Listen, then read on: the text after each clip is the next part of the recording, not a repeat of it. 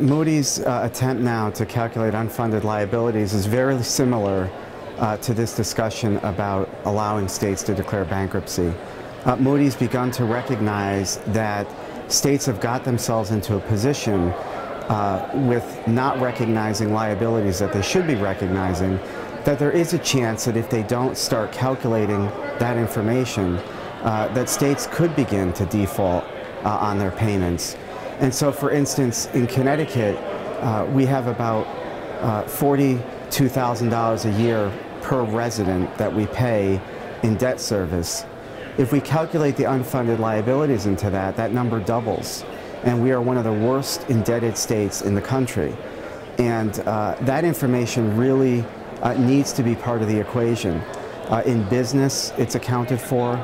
Even at the municipal level, we require towns to account for their unfunded liabilities, yet the state of Connecticut doesn't need to.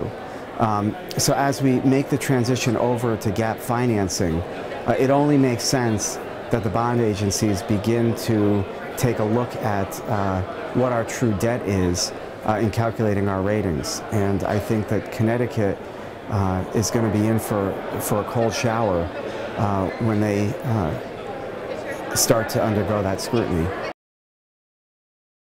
Connecticut's enjoyed a very stable bond market, in part because we have wealthy residents in Fairfield County that actually buy a lot of the bonds that we issue because there are tax savings in doing so.